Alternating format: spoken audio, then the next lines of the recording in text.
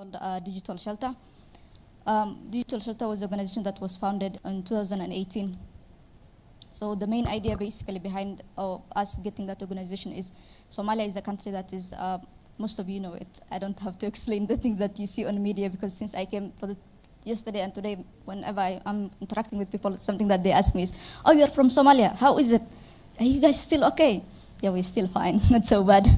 So the reason why we founded is, aside from the civil war that is happening or the things that are happening in Somalia, there is a huge number of youth in Somalia who are like jobless. So we were thinking, how can we take advantage of the internet that Somalia has? By the way, Somalia has one of the best internet in Africa. I am proud to say that. Whenever I travel, I'm reminded of how good the internet in Somalia, how the speed is good in Somalia when it comes to the internet, other than not just in African countries or in so many places that I have been around the world. The internet is always better when I'm back at home. So we were thinking, how can we take advantage of this good internet that we have? Because there is a time whereby there will be no net neutrality in Somalia, because that's not something that we suffer for now. But there is a time, that time will reach, because African countries, they borrow lessons from each other. Because I remember a couple of years ago, 5 years ago, internet shutdown was not our biggest problem. It's not something that we had to worry until the government started traveling to like Ethiopia, and they were like, okay, this is how you guys do things. So whenever there is chaos, you just shut down the internet. Okay, we will do the same. After a couple of years, Somalia was doing the same. So we thought there will be a time whereby we will not be having this good internet that we have right now. But how can we take advantage of it right now? So that is how Digital Shelter came about to be. So whereby we teach digital literacy to the youth. We train them how can they take advantage of the internet through while learning coding, designing, and all of that. They can be freelancers and then be able to earn some living for themselves. Something that came along with that is that we didn't realize is when you bring a lot of people into the internet, there's always the problem of there's a lot of problem that happens in the internet, which is not safe. How can we train people to be digitally safe while they are navigating around using these old tools? So we moved into just not training people in digital literacy as well as digital safety. And then we moved forward where we talk about digital inclusion in the rural areas in terms of gender, in terms of income, as well as geographical locations. And right now we are expanding into having conversations around AI. There are a lot of journalists in Somalia. How can they take advantage of these tools to be better journalists and to better produce better news to the public? So the topic that I'll be talking about today has to do with digital inclusion in the rural area. Because we talked about digital inclusion in terms of gender, in terms of income. It's something that has been discussed a lot, but we feel like people in the rural areas are left out. Technology right now has been around for so many years. And we are at a point whereby technology decides how we live, learn, and earn as well. While millions around the people around the world are not taking advantage of this, they don't have that leverage that we have. Right now for this event in DRIF, for most of us, we are here for two reasons. The first one is we are here because we want to be here. Nobody was brought to here by force. We came here because we wanted to be here. Because the human nature is like, we want to learn. Whichever topic that we are expert at, we want to improve more on it, we want to learn. So we are basically here to learn, network, and be able to speak with or connect with like-minded people. And the other option, we are here because we are able to be here, the ability of being able. And this has nothing to do with in terms of financial or physical being. It has to do with the idea of, for me to be here today, I had to know about this event prior to the time it was happening. I had to know where it is happening. I had to know about the topics and all of that. And I had to plan myself logistical wisely, travel wisely. I have to be here. I had to plan it. And for me to do that, at some point, or for all of us, we needed access to the internet. None of us was able to do this without the internet because the emails or the communication was happening through the internet. So for that luxury that we have, a lot of people around the world, that they don't have it. And that's what, at this time, we call it the digital divide, which is basically what it means is the gap that exists between the people who have access to technology while others who do not, which is basically what they call the have and the have-nots. And this happens while as much as technology keeps on improving and it gets better, the more this gap gets more huge. Because the more people are learning more skills, the more there is AI. We're talking about ChatGPT right now. A lot of people are not aware of that. So the more technology is being advanced, the more this gap is just keeps on getting wider. I think I'll be able to do next. So what causes this digital divide? It happens whenever we hear of, you think of digital divide, what comes into your mind? What do we think of, like the first thing that comes to your mind when you hear of digital divide? Anybody? Okay, so in my part of the world, when I think of data divide, income is number one issue where communities do not have access their income to be able to purchase devices, data to be able to get connected and then enjoy the opportunities that we are enjoying. So this is the number one issue that comes to mind with digital divide. Thank you. Absolutely, thank you. Anybody else want to end before I continue? Okay, thank you.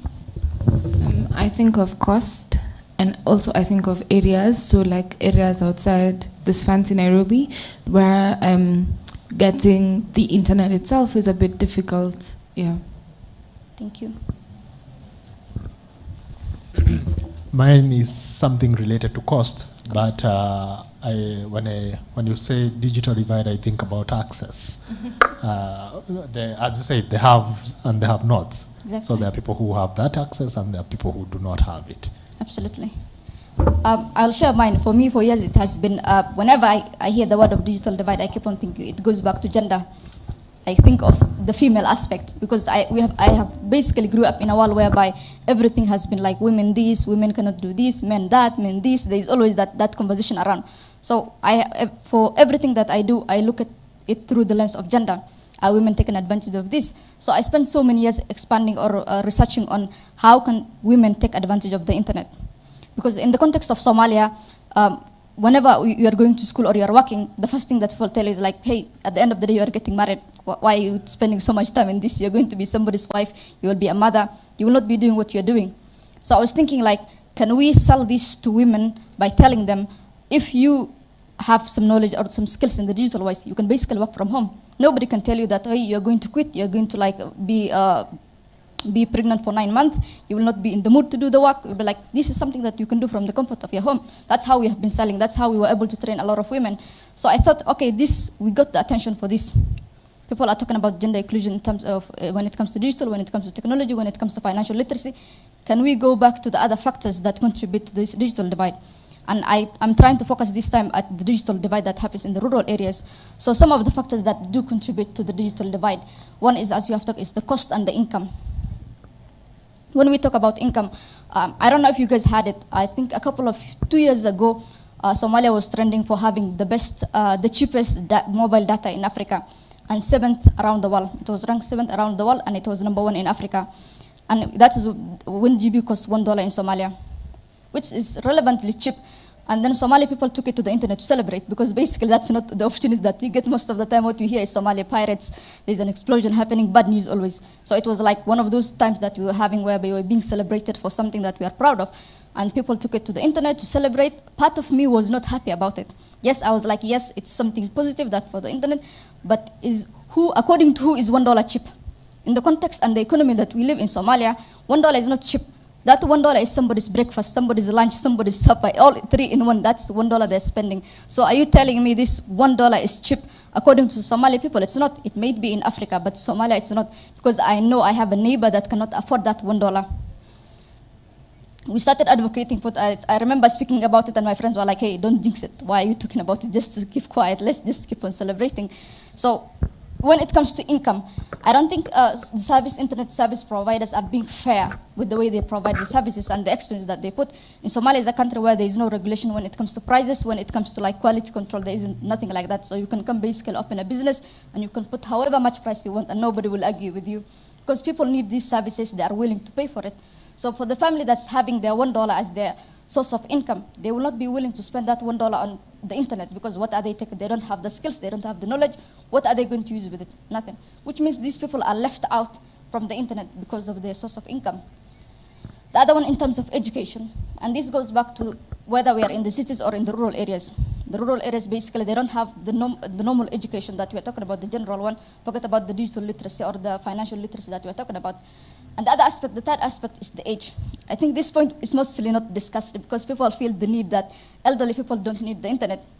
And yesterday I was in a session that talked about misinformation and disinformation, and they were focusing on explaining what are the difference between them, and then there is also malinformation, I think. And they were explaining how misinformation people do it because they are not aware that this is a fake news, but they share it because they think it's a legit news, and then they spread it. And this is something that happens within our mothers and our aunts. You just find them sending you WhatsApp text. They are not aware that this is fake news. But however, I think if they had the slightest knowledge on how to use the internet, they could have just Googled, is this a right information, is it true? They will have Googled, they wouldn't have shared. But because they don't have the knowledge to be able to navigate these tools, they cannot do it. So they are being left out because of the age gap. When we talk about kids, the kids of this generation, they can operate the mobile phones and devices better than us. So it's not a big worry about them. But the elderly people are being left out. The other aspect is geographical location, and this basically will be focusing on the topic of discussion today, so I'll just skip it. And the third one is the gender inclusion. In Somalia, in most countries around Africa, technology or the internet is sort of like considered to be a man's thing. And you in Somalia you will find a class that is like 100 people are sitting, and it's all just male, and they're taking the IT sector. You will not find one woman. And for the one lady that you find there, she will be criticized, like, why are you in the field of men? Do you not have anything else? You could have just been a chef. You could have just been a nurse. Why are you choosing a topic that's male? You will be criticized. You will be given something that they call in the internet, the bombastic eyes people will look at you like, come on, what are you doing with your life? Do better. So people are criticized, or they are not encouraged to join this field because of their gender.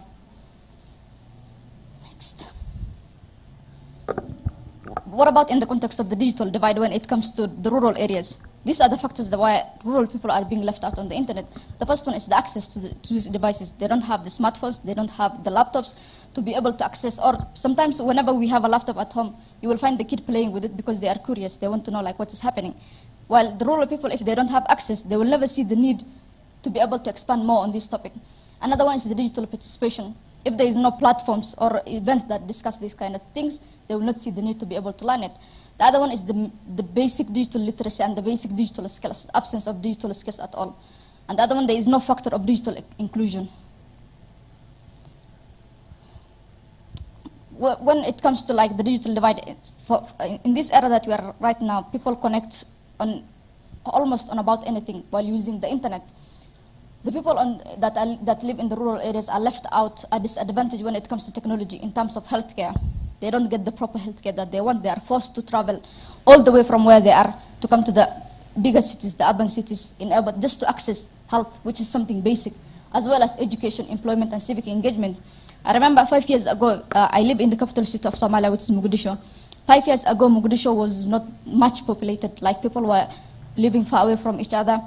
The weather wasn't so bad. The environment wasn't so bad. The economy wasn't that expensive. I remember, and for me, I grew up in Kenya, then I moved back to Somalia back in 2018. I remember saying, like, why is everything cheap in Somalia? Like, this is a luxury, basically. 5 years down the line, I live in a city whereby I cannot afford some of the basic things because everything is expensive. And the reason being is, like, there was migration in two ways. The first one is the diaspora community coming back to Somalia because they feel like this is the country that they can invest in.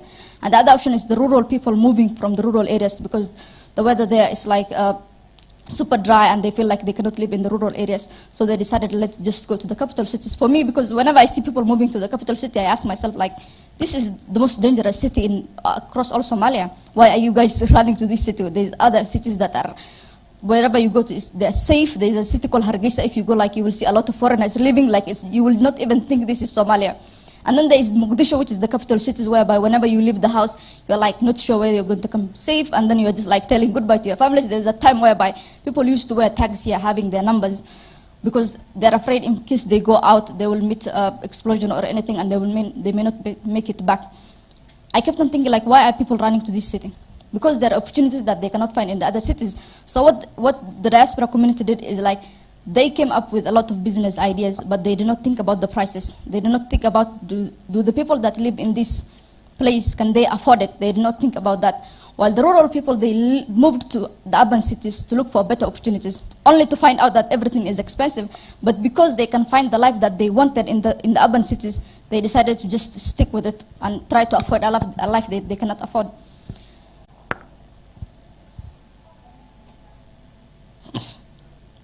Something that we learned about the COVID-19 is how there is a huge gap when it comes to digital literacy, when it comes to digital access, because there are some rural areas whereby the family was sending their kids to the closest cities in order to access education. But something that the COVID-19 did was, like, because there was no space whereby they can come and learn, they were forced to stay at home. which meant that they did not have access to the internet, which means they have to be left behind because the learning continue. One of the things that I'm proud of is that Somalia did, and some of the organizations that are in Somalia did, is they decided they will not be able to take the infrastructure there, but they decided that they are going to record these lessons, and then they broadcast it through radios, because in rural areas you can find radio, they can have access to radios. So they were like, the only way we can bridge this gap is in order to record these sessions and broadcast it through radio. I don't think it was innovative, but at least it was solving a problem at that time. I know that most of the internet providers in Somalia, they can afford to do this. They have the money to do this. But they think because these rural areas are not safe, people may not be interested because these people are nomad, they just know how to farm and how to just keep their livestock. They will not be interested in this. So that's how they, for that time that there was that gap between in terms of education, they decided like, oh, let's solve it this way, which was not a bit advanced, but it was something at least. The other one in terms of medicine, healthcare, something that's a bit disheartening is like you see a lot of elderly people moving from the rural areas to come to the urban cities just to get really basic. And that's a lot of cost for them. Some of them, they end up staying in the city because they already spent a lot of money and they're like, I need to recover this money, and the only way to do that is to work here. So they end up staying in the city. Some will go back feeling broken, not feeling that they have been treated. One of the funniest things that happened while I was in hospital one time is an elderly guy came, he was complaining about being sick for a while. After being diagnosed, the doctor told him, like, you have nothing. And the guy was pissed. He was like, how dare you tell me I have nothing? I traveled all the way there. There's no way you can tell me I have nothing. I need to be diagnosed and I need to be told what is wrong with me, and you have to give me medicine. And it took him time to convince him. And then he just had to give him Panadol and small things just for him to be comfortable, which is sad. I would have done the same. I would be pissed if I travel all the way to just get to be told I have nothing. This is the same. So the main topic is basically what we are discussing is how can we solve these issues that I have mentioned while using technology? What can we do with technology without having people to move from where they are? Because rural people actually have life that we don't have. They have their own land, they have their own livestock, they have their own farms. But the problem is that they are being forced to look for a better life to come to the capital cities or to the bigger cities. So how can we solve these issues using technology? The first one that comes on the top is education. How can we use technology in order to educate the people in the rural areas without having to build classes and spending a lot of resources? Because the people in the rural areas are nomads. They move. They go wherever there is a better pasture, there is a better water, they just keep on moving. So you basically cannot build classes. It's not going to be something sustainable. So something that we can do with education when it comes to technology is like online classes. This is whereby students will have access to one of the best teachers around the world because everything will be online. They can have the e-learning platforms. They can have pre-recorded videos whereby they can watch and learn. The other option is employment. One of the reasons that people in the rural areas mostly move to urban areas or to the bigger areas is one, they look for employment. Basically, they don't come for education, but they come for better employment, better healthcare. They come for that. So how can we use technology to solve these two? Because the rural people in the rural areas are mostly farmers, they can take advantage of the online marketing place, whereby they can connect directly with their customers. They don't have to have like somebody in between the middlemen. They can directly connect with their consumers. They can understand what do their consumers need. One of the problems that happen, I don't know about in other rural areas, but in Somalia is like there's abundance of products being brought into the market because the people in the rural areas who are providing this, they're not aware what's in the market. And the people in the market are not connected to the people in the rural areas. So they just keep on sending the product because it takes days to get into the market. They send and then they just get bad and then they just get thrown. And it's just like it's a waste of their resources. They have to do this again and again. But with digital technology, what they can do is that they can connect directly. They can create employment for themselves as well as the healthcare access. The other one is infrastructure.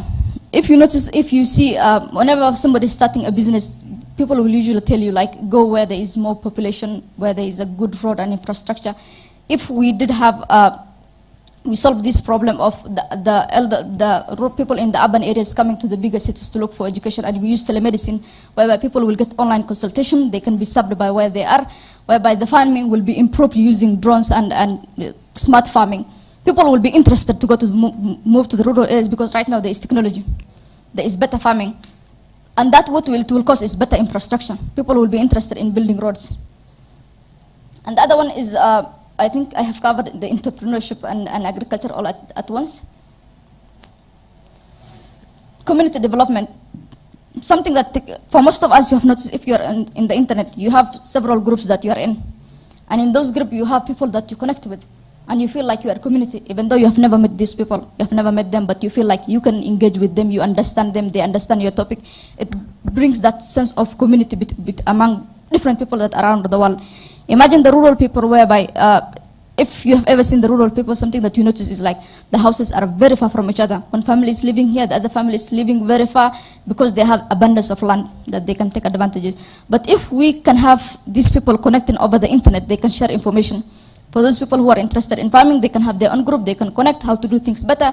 For those people who are interested in livestock, for those people who are interested in employment, they can connect and have that sense of community among themselves.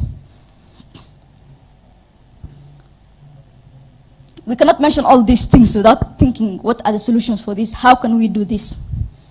The first thing, we cannot do this without internet. There has to be access to internet and technology. Broadband internet has to be taken into the rural areas. And this is something that we can have a conversation with the internet providers.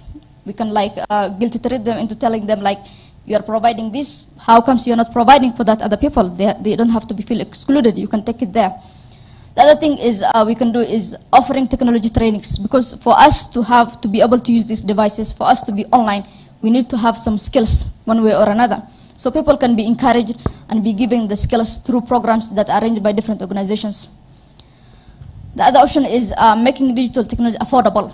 If it's not affordable, basically it will be useless. If the internet cannot be accessed or cannot be used by the people in the big cities, imagine what the people in the rural areas who cannot afford, who basically do not get money at all because they have their food and they get it from the farms and their livestock and all of that. They don't have access to money. Imagine we take it there and they cannot afford, basically it will be useless. So we need to advocate how can the internet be made affordable through subsidies or incentives being given by organizations whereby they can sponsor them and pay for the internet so that they can use it. In the end, if they do create employment from it, they will be able to afford it. But till then, we need to be able to find how we can sponsor them.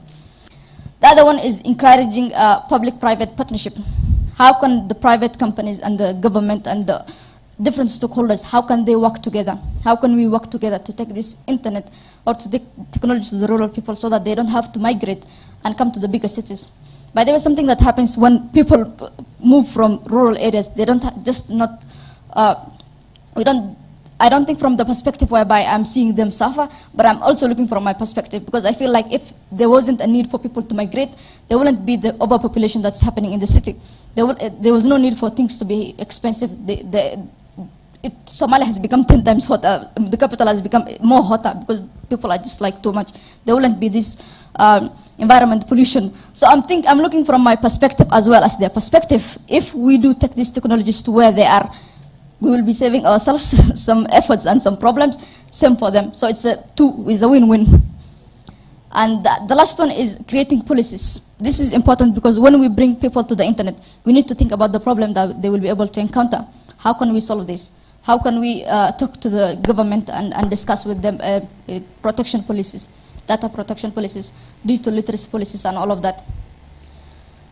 I don't know how I'm supposed to play this, but I had a video that I wanted to summarize with this.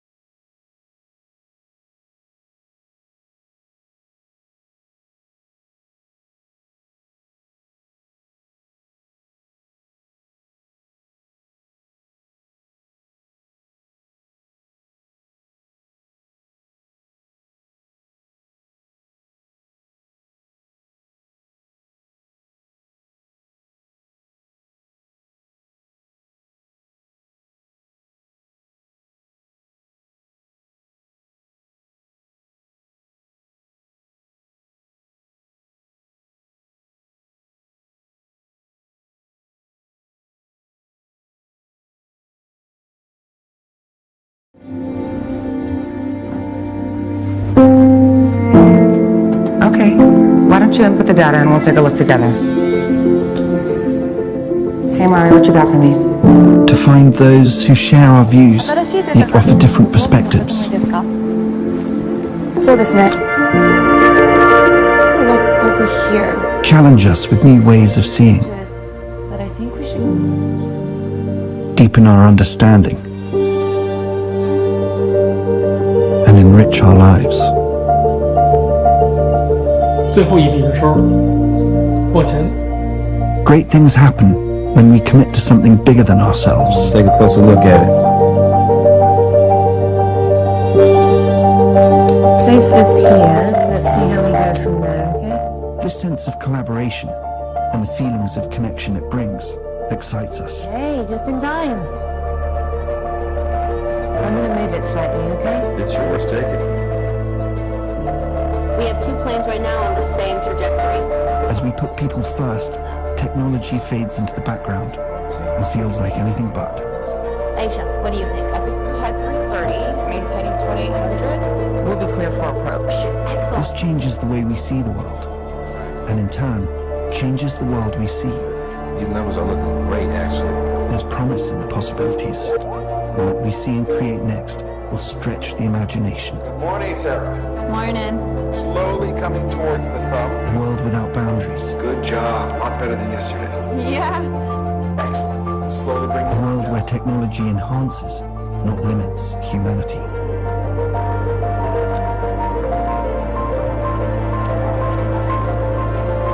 With people front, center, and in the spotlight. The future is here. And here can be anywhere. Introducing Microsoft Mesh.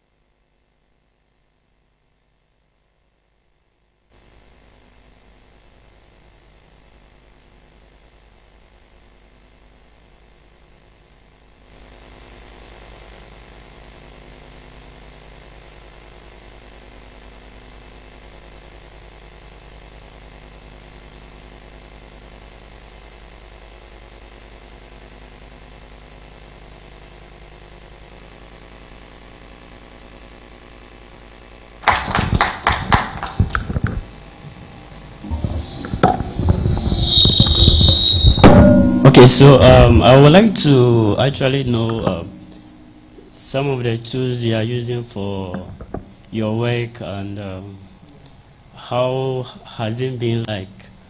Yeah, so that's what I would like to know, because I actually have an idea about this.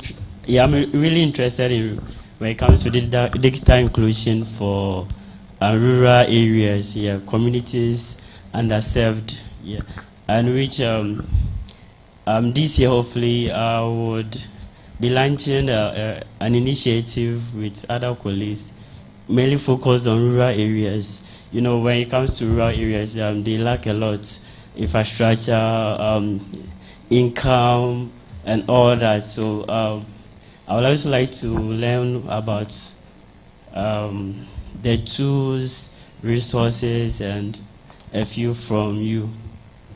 Thank you.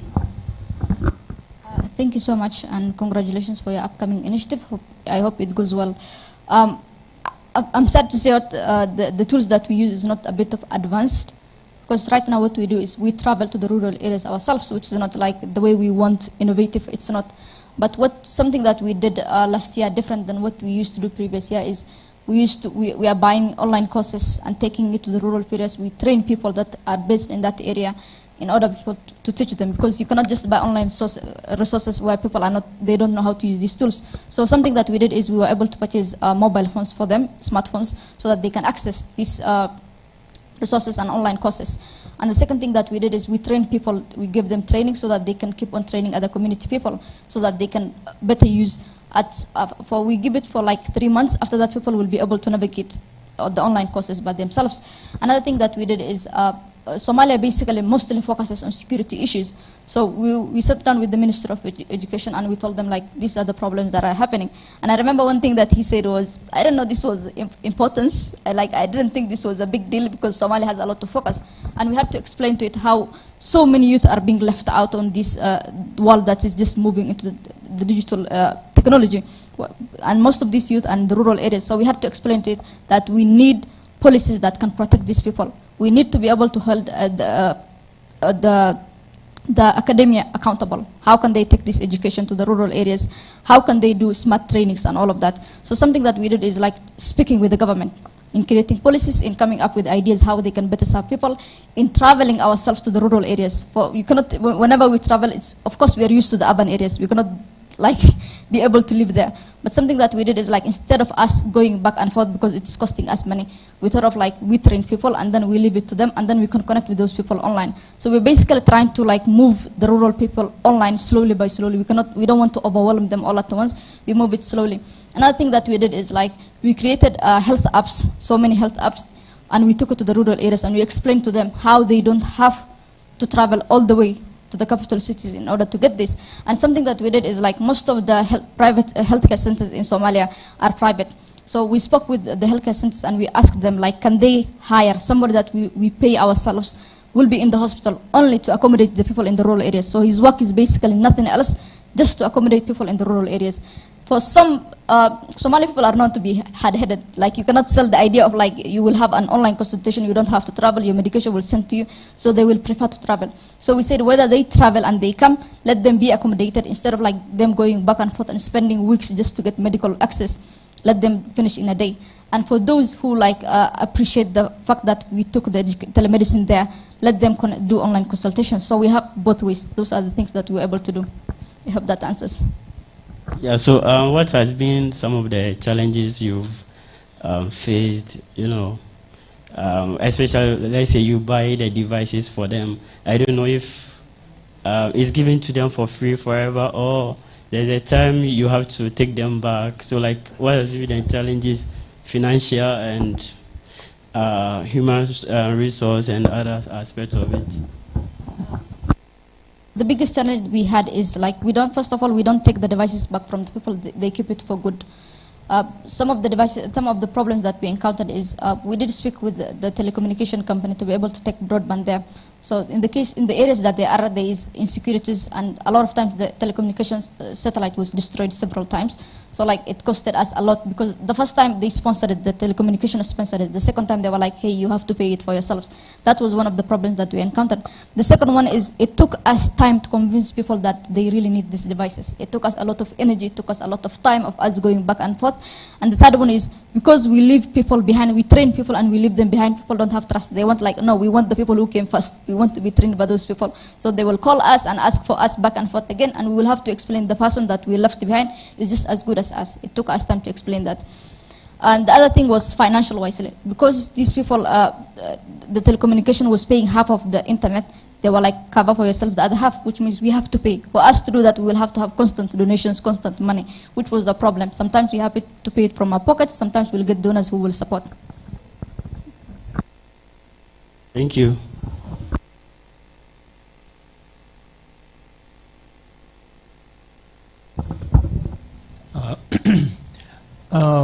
Mine will focus on the partnerships that you have in the different projects that you are currently undertaking.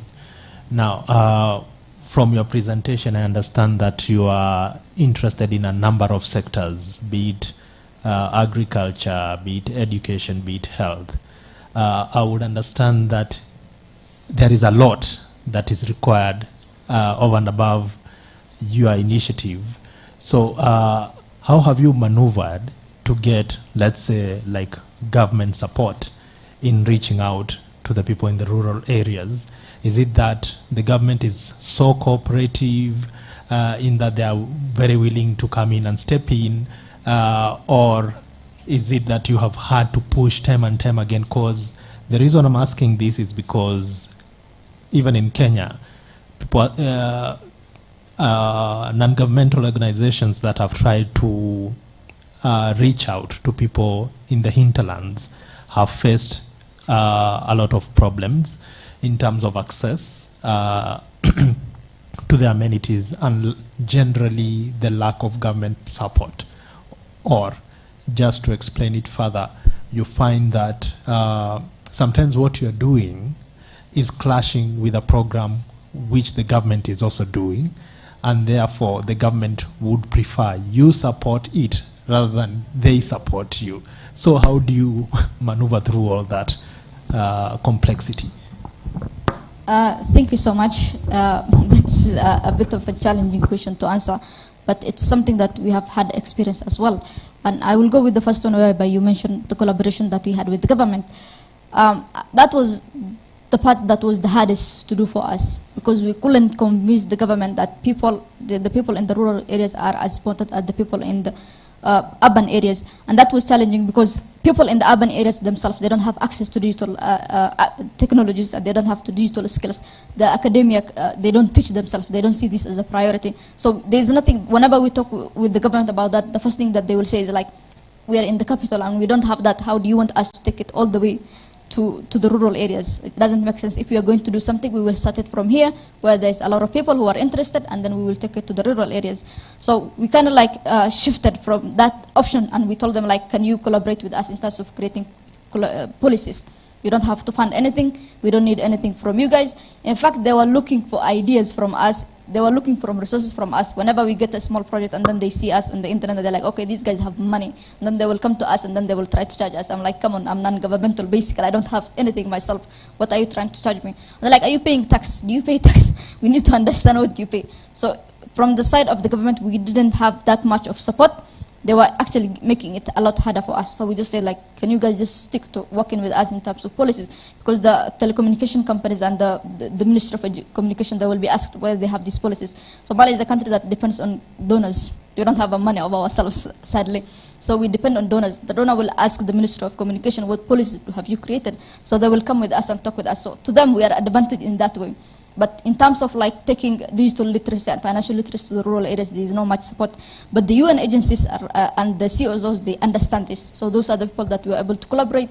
There are some COSOs who have better network that we do in the rural areas. So we kind of like collaborate with them. We have training sessions and events in the capital cities. They take it back to the rural areas, while the UN agencies are able to support it. Another thing that we did is like we kind of like encourage the education system to include at least part of the education system, digital literacy and financial literacy, so that tomorrow we can say like, hey, we need this in the rural areas as well. That answers. Thank you.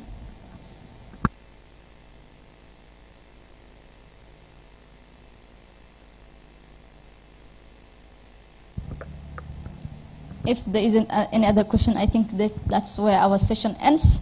Thank you so much for coming. I appreciate it. Thank you. Thank you so much for coming. If you would like a photo session, have it here.